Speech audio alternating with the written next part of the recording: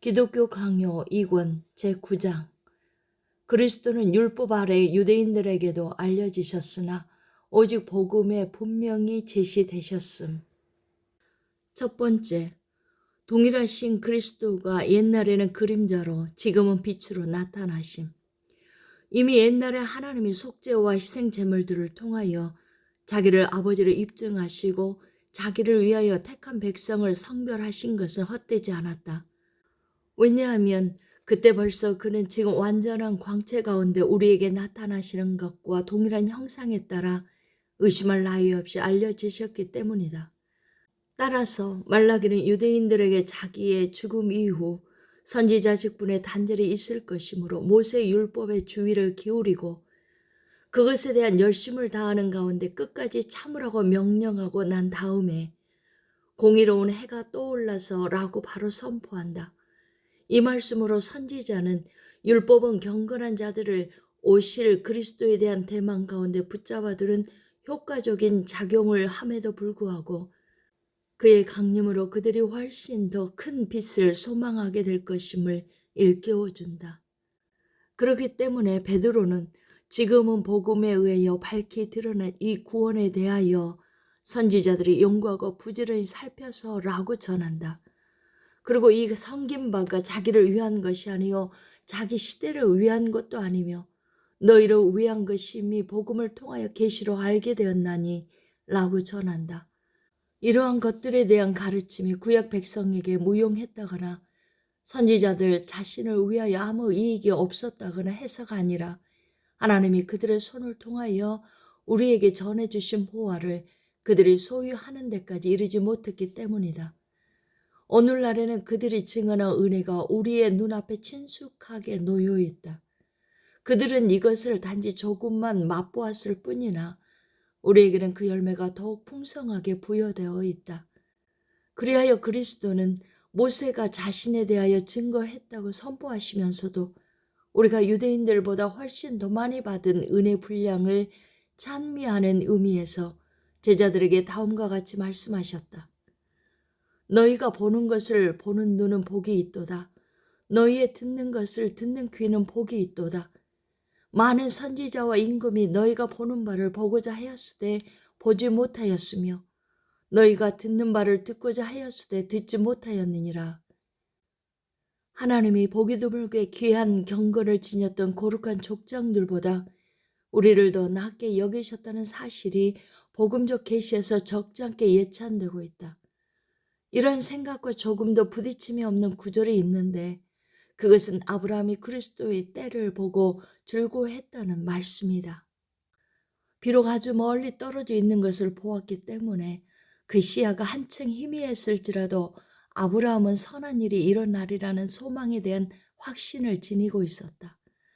그리고 본래 하나님을 본 사람이 없으되 아버지 품속에 있는 독생하신 하나님이 나타내셨느니라 라는 세례 요한이 전한 말씀은 이전에 죽었던 경건한 자들을 죄시키지는 않지만 그들의 처지를 우리의 처지와 비교함으로써 그들이 단지 그림자로 언뜻 보았던 비밀들이 그리스도의 인격 가운데 빛나는 지성과 빛의 연합체에서 우리에게 명백하게 보이게 되었음을 가르친다. 히브리서 기자는 이를 분명하게 설명한다. 옛적의 선지자들을 통하여 여러 모양으로 우리 조상들에게 말씀하신 하나님이 지금은 아들을 통하여 우리에게 말씀하셨으니 오늘날 우리에게 하나님 아버지의 영광의 광채시요 그 본체의 형상이신 독생자가 옛날에 유대인들에게도 알려지셨다. 그가 옛 시대에 그들을 해방시킨 지도자이셨다고 전하는 바울의 말씀을 우리는 앞에서 인용하였다. 바울이 다른 곳에서 전하는 다음 말씀도 참되다. 어두운 데 빛이 빛이라 말씀하셨던 그 하나님께서 예수 그리스도 얼굴에 있는 하나님의 영광을 아는 빛을 우리 마음에 비추셨느니라. 하나님이 이러한 자기 형상 가운데 나타나셨을 때 말하자면 그는 자신을 가시적으로 드러내신 것이다. 반면에 그 전에 보인 그의 모양은 희미하고 그림자 같은 것이었다. 지금 한낮인 여기에 있으면서도 눈이 먼 자들의 배은망덕과 타락은 무엇보다 수치스럽고 가증하지 않은가? 과연 그들은 자기 마음의 사탄으로 말미암아 어둡게 되어 가리는 수건 없이는 복음 가운데 빛나는 그리스도의 영광을 볼 수 없을 것이라고 바울은 말한다. 두 번째, 복음, 그리스도 안에서 제시된 은혜의 공표. 그런데 나는 복음을 그리스도 비밀에 대한 확실한 선포라고 받아들인다. 바울은 복음을 믿음의 교리라고 부른다. 율법 도초에 주어지는 죄사함의 약속들은 모두 이를 통해서 하나님은 사람들을 자기와 화목하게 하시는 바 복음의 일부분으로 여겨진다는 사실을 물론 나는 인정한다. 왜냐하면 바울은 믿음을 구원이 행위로 추구될 경우 양심의 옥죄임과 괴롭힘을 당하게 되는 공포와 대조시키기 때문이다. 이로 미루어 볼 때 복음이라는 말은 광의로 하나님이 옛날에 족장들에게 베푸셨던 자비와 부성적 호의에 대한 증언들을 포함한다.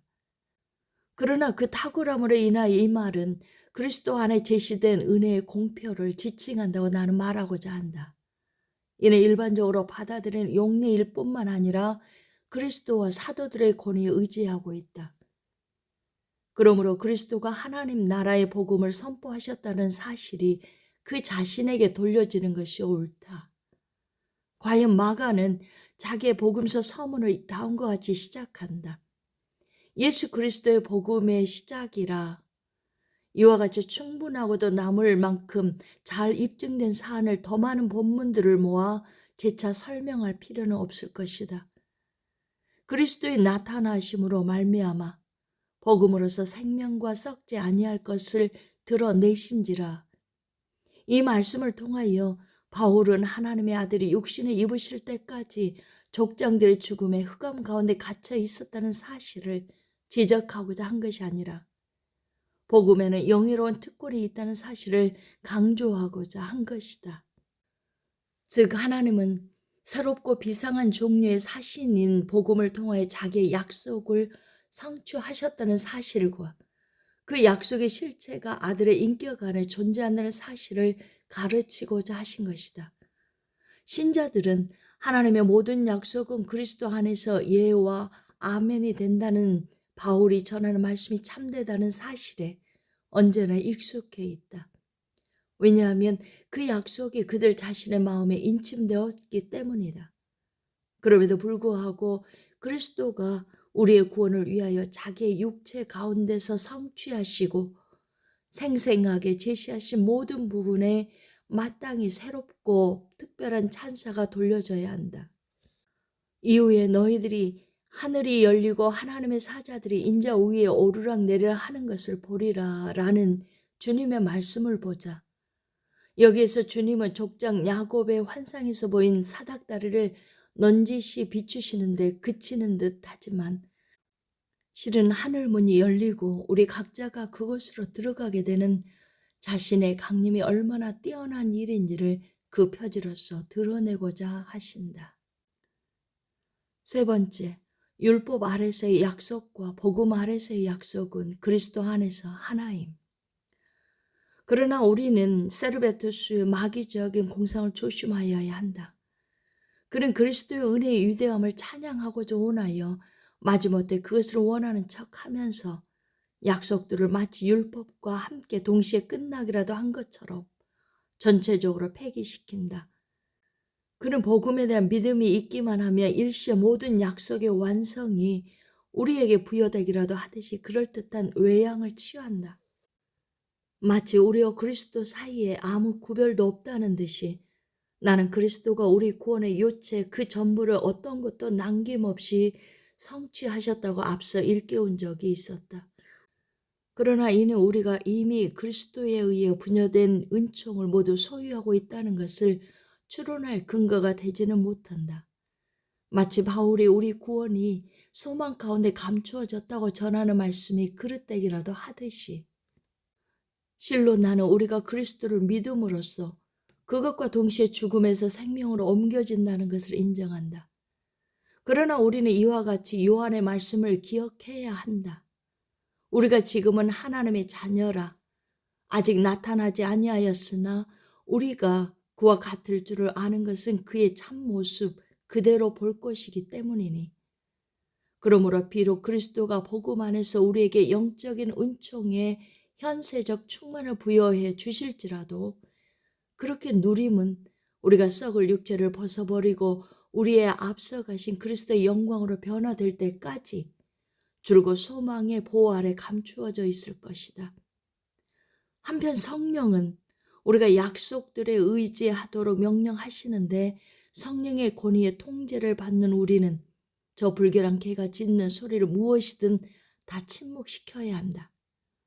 이에 대한 증인인 바울은 경건은 금생과 내생의 약속이 있느니라 라고 전하고 자기가 그리스도의 사도가 된 것은 그 안에 있는 생명의 약속대로 된 것이라고 자랑하며 우리가 옛날에 성도들에게 부여된 것과 동일한 약속을 가지고 있다고 깨우치며 우리가 약속의 성령으로 인침을 받은 것을 최고의 복이라고 확정적으로 믿는다. 우리는 오직 그 자신의 약속들로 옷 입으신 그리스도를 영접할 때에만 그리스도를 즐거워할 수 있다. 이로써 그리스도가 실로 우리 마음에 내주하시게 된다. 이제 우리는 비록 주님과 따로 떨어져 있지만 믿음으로 행하고 보는 것으로 행하지 않는다.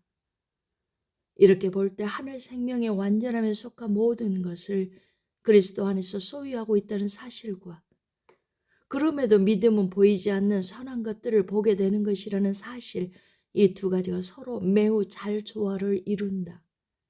다만 우리는 약속들의 본성 혹은 특성의 차이가 있다는 점에 주목해야 한다. 즉 율법이 모형들 아래에 예표한 것을 복음은 손가락으로 가리킨다. 네 번째, 복음은 율법과 다른 구원의 질서를 제시하지 않음. 그러므로 여기에서 행위의 공로를 값없는 의의 전가와 비교하는 것과 전혀 다를 바 없이 율법을 복음과 비교하는 자들의 오류가 또한 논박된다. 실로 이것은 결코 버려서는 안 되는 반립이다. 왜냐하면 바울은 율법이라는 말로 올바른 삶의 규범을 의미하는 경우가 많은 바 하나님은 그 규범으로서 자기에게 속한 것을 요구하시고 모든 부분에서 전적으로 자기에게 복종하지 않으면 삶의 소망이 전혀 없게 하시며 아주 조금만 어긋남이 있어도 저주를 더하시기 때문이다.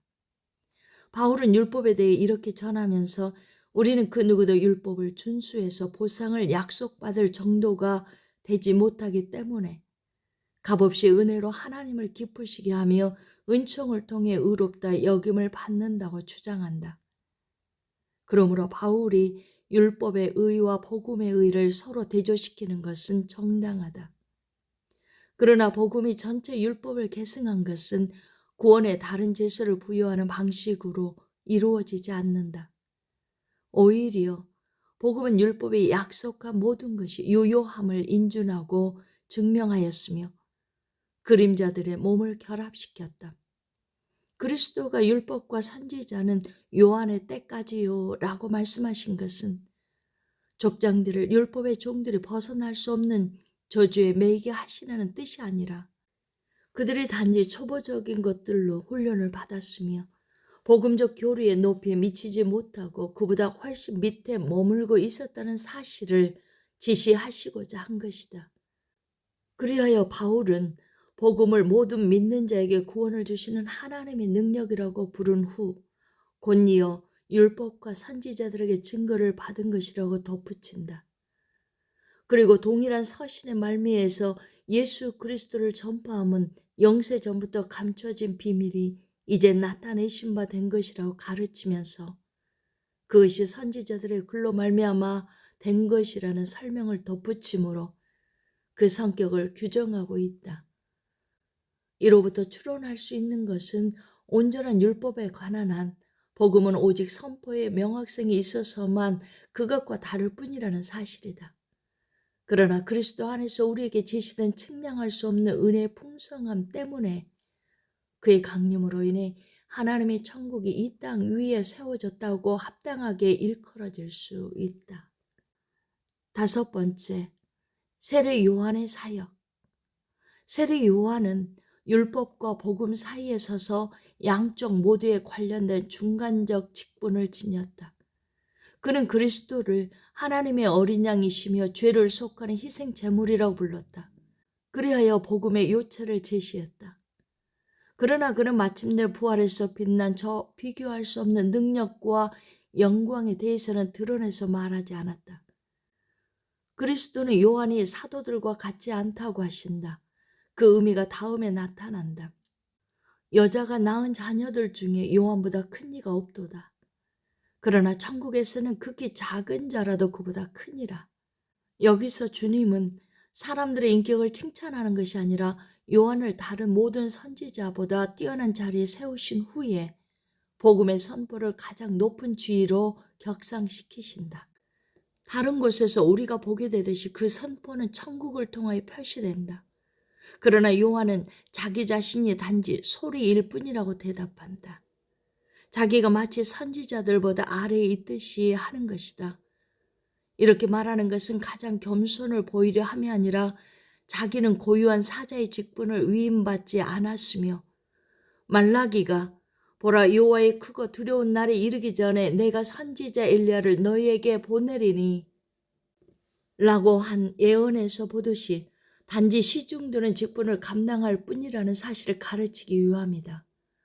실제로 그가 땅에서 행한 사역의 전체 역정은 그리스도를 위하여 제자들을 준비하는 데 있었다. 심지어 그는 이사야서의 말씀을 빌어 그 일이 하나님에 의해서 자기에게 명령된 것이라는 점을 증명한다. 이러한 뜻에서 그리스도는 그를 켜서 비추는 등불이라고 부르신다. 왜냐하면 아직 완전한 낮이 밝지 않았기 때문이다.